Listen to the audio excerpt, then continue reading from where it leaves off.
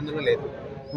But Manashankar Prasad trailer లో comedy అంత I mean చూపించలేదు కదా. అంటే అనిల్ రావుపూడి గారు ఏంటంటే మినిమం హ్యూమర్ అన్న చూపిస్తారు, జస్ట్ ఏదో ఒక్క డైలాగ్ మాత్రమే కనిపిస్తుంది. అండ్ వెంకటేష్ గారు ఎంట్రీ ఒకటి చూపించాలని ఏం లేదు కదా, ఎందుకంటే అక్కడ పెద్ద పెద్ద యాక్టర్స్ ఉన్నారు. నిజం చెప్పాలంటే సంక్రాంతికి వస్తున్నాంలో ఒక వెంకటేష్ గారు మాత్రమే అక్కడ హైలైట్ పర్సన్. ఉన్నటువంటి ఐశ్వర్య రాజేష్ కానివ్వండి, ఇంకొక అమ్మాయి కానివ్వండి తక్కువ ట్రైలర్ లో చూసుకుంటే. ఇప్పుడు వెంకటేష్ గారిని చూపించాలా, చిరంజీవిని చూపించాలా, నయనతారని చూపించాలా, వీళ్ళందరూ చాలా ప్రతి ఒక్కరు వాళ్ళ ఆడియన్స్ కావాల్సినంత కొంత కంటెంట్ అనేది కోరుకుంటారు. ట్రైలర్ లో అందరూ చూపించకపోతే ఎట్లా? సో కామెడీనే చూపించాలి అనుకుంటే 3 నిమిషాలలో మరి సినిమా మొత్తం చూపించేయచ్చు కదా. సో ప్రతిదీ అన్నీ ఉంటాయి. చిరంజీవి గారిది, అనిల్ రావుపూడి గారు మొత్తం కామెడీ అని కాకుండా నాకు తెలిసి ఏదో సస్పెన్స్ ఉంటుంది సినిమాలో. సో ఆ సస్పెన్స్ ఏంది అని చెప్పేసి సినిమా చూసిన తర్వాతనే మనం తెలుసుకోవాలి.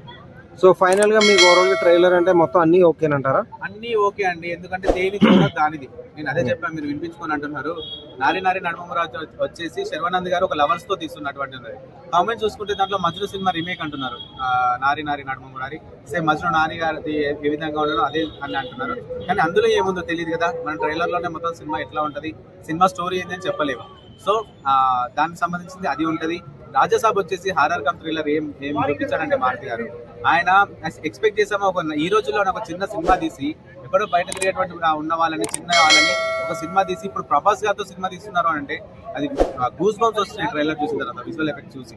అందరు ఏదో ఏ అంటున్నారు, వేరే అంటున్నారు, కానీ ఆ సినిమా కోసం కష్టపడిన వాళ్ళకి తెలుస్తుంది అవుట్పుట్ ఏంది అనేది చెప్పేసి. సినిమా వచ్చిన తర్వాత మన మారుతి గారు ఖచ్చితంగా గల్ల మళ్ళీ ఇంకొకసారి ఎగరేస్తారండి.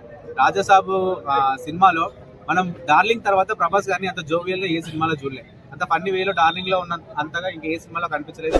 మళ్ళీ ఈ ట్రైలర్ లో కనిపిస్తున్నాడు. So comedy come horror come thriller 3 కలిపి మారుతి గారు పుట్టబోతున్నారు.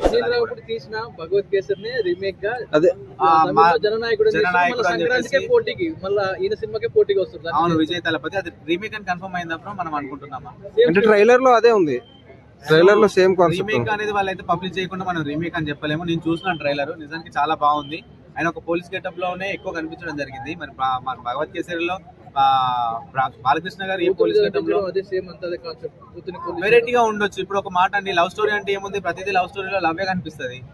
ఒక పర్సన్ ని కాపాడాలి అనుకునే ఉద్దేశంతో తీసుకున్నప్పుడు భగవత్ కేసరి కనిపిస్తుందేమో. నేను అదే చెప్తున్నాను, ప్రతి సినిమా అన్ని రీమేక్ లేకుంటే అందులో నుంచి తీసుకొచ్చిన కంటెంట్లని మజ్ను సినిమా లా ఉందని, నారి నారి నడుమమురా అని చెప్పేసి, రవితేజ గారి సినిమా వచ్చేసి ఇంట్లో ఇల్లాలు వాటిలో ప్రియురాలు లాగా ఉందని చెప్పేసి ప్రతి ఒక్క కామెంట్ చేస్తుంటారు. దాన్ని పట్టుకోవడం సినిమా చూసిన తర్వాత మనం డిసైడ్ చేయాలి. సినిమా చూసి బయటకు వచ్చిన తర్వాత ప్రతి ఒక్కరు చెప్తారు అది రీమేక్ అయితే రీమేక్ అంటారు, ట్రైలర్ చూసి అయితే కన్ఫర్మ్ చేయలేము. అనిల్ రావుపూడిదే మరి కాన్సెప్ట్ అనిల్ రావుపూడి పోటీ వస్తుంది సంక్రాంతికి జననాయకుడు.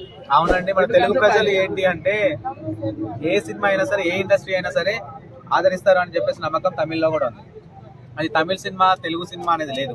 చిన్న సినిమా అయినా సరే, మనం మొన్న చూసుకున్నటువంటి డ్యూట్ సినిమా కావచ్చు, లవ్ టుడే సినిమా కావచ్చు, అది మనది కాదు, అయినా మనం హిట్ చేసాము. సో తెలుగు వాళ్ళు ఖచ్చితంగా ఆదరిస్తారు అని చెప్పేసి ఆలోచన వాళ్ళకు ఉంది.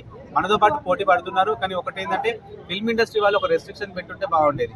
ఆ సినిమాలు ఉన్నాయి, ఇప్పుడు మీరు తర్వాత పెట్టుకోండి అని అనొచ్చు, కానీ కాంట్రవర్సీ అయితే అని చెప్పేసి అనుకోకుండా సరే మనతో పోటీ పడుతున్నారు. ఒకటి కంటెంట్ బాగుంటే ఏ సినిమా అయినా సరే తెలుగు వాళ్ళు ఖచ్చితంగా ఆదరిస్తారండి. అవ్వాలి ఖచ్చితంగా. విజయ్ తలపతి సినిమాలో ఒక మంచి మెసేజ్ ఓరియంటెడ్ ఉంటుంది. ప్రతి ఒక్క సినిమాలో ఆయన సినిమా తీస్తున్నాడు అంటేనే ఆ సినిమా చాలా బాగుంటుంది, ప్రతి ఒక్కరం చూస్తాం.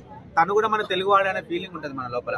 సో తన సినిమాలన్నీ బాగున్నాయి కాబట్టి ఖచ్చితంగా ఈ సినిమా చాలా హిట్ కావాలని నేను కూడా కోరుకుంటున్నాను. కానీ ఫస్ట్ మన సినిమాల్ని హిట్ చేయండి అని ఇంకొకసారి కూడా మీ అందరికీ నా తరపున విజ్ఞప్తి చేస్తున్నాను. ఎందుకంటే మన సినిమాలు మనం హిట్ చేసుకున్న తర్వాత వాళ్ళ దగ్గర అక్కడ ఆడతాయి ఆల్రెడీ. నచ్చితే చూడండి, నచ్చినా మీరు హిట్ చేయొద్దు అని చెప్పట్లేదు, నచ్చితే చూడండి. కానీ ఫస్ట్ మన సినిమాలకి సంక్రాంతికి ప్రిఫరెన్స్ ఇవ్వండి, మన తెలుగు వాళ్ళకి ప్రిఫరెన్స్ ఇవ్వండి అని కోరుకుంటున్నాను.